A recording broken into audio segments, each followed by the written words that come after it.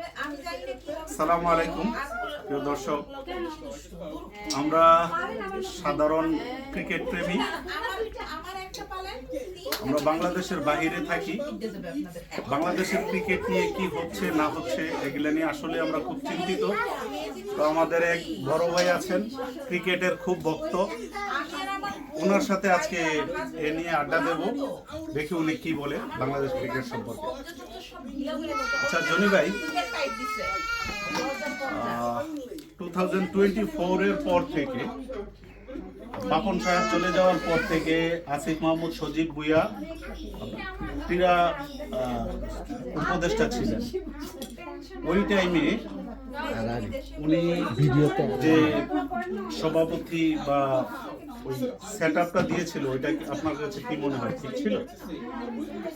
আমার কাছে তো মনে হয় পুরাই এটা আনফেয়ার ইলেকশন ছিল, কারণ আসিফ মাহমুদ সবসময় চাইছে তার নিজের লোকজনকে না না না, ওই টাইমে ইলেকশন ছিল না। উনি আফটার পাপন সাহেব উনি ইয়াকে নিয়ে আসছিল, ফারুক আহমেদকে ডাইরেক্টলি এখানে অ্যাপয়েন্টমেন্ট করছিল।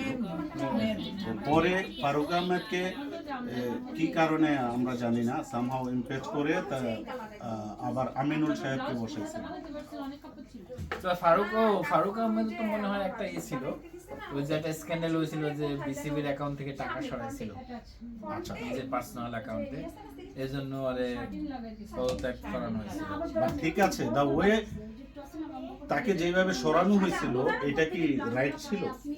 না, এটা তো কোনো সময় রাইট ছিল না। এটা তো আপনার প্রপার আপনার যারা বিসিবির বোর্ড কমিটি আছে তাদের ভোটের মাধ্যমে নরমালি কাউকে সরাইতে হয়।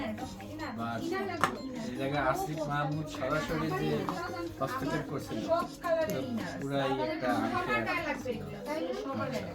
তারপরে উনি ফারুক আহমেদকে সরানোর পরে উনি যে আমিনুল ইসলাম সাহেবকে আনার পরে উনি একটা ইলেকশন দিল আপনার 4-5 মাস পরে।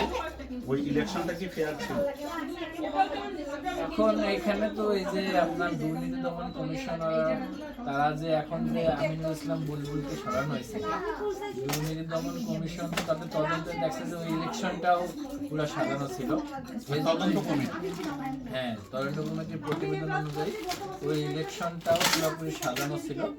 এই জন্যই তাদের আমিনুল ইসলাম বুলবুলকে আবারও পদত্যাগ করানো হয়েছে, কারণ এটা পুরো আনফেয়ার ইলেকশন। আচ্ছা, আপনার কি মনে হচ্ছে এখন এটা করার পরে যে আবার তামিম ইকবাল আসলো, আপনার কি মনে হচ্ছে যে আইসিসি থেকে কোনো প্রবলেম হতে পারে বাংলাদেশ ক্রিকেটের জন্য?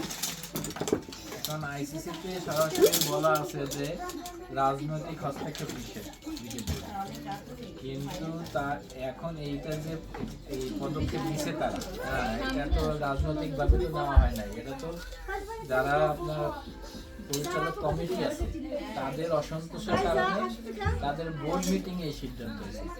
তবে আমার মনে হয় না আইসিসির কোনো প্রবলেম আছে।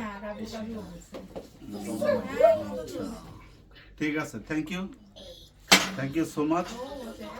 আমরা অন্য আরেকদিন আবার এটা নিয়ে কথা বলবো ইনশাল্লাহ। ততক্ষণ পর্যন্ত সবাই ভালো থাকবেন, সুস্থ থাকবেন। আল্লাহ হাফেজ, আসসালামু আলাইকুম।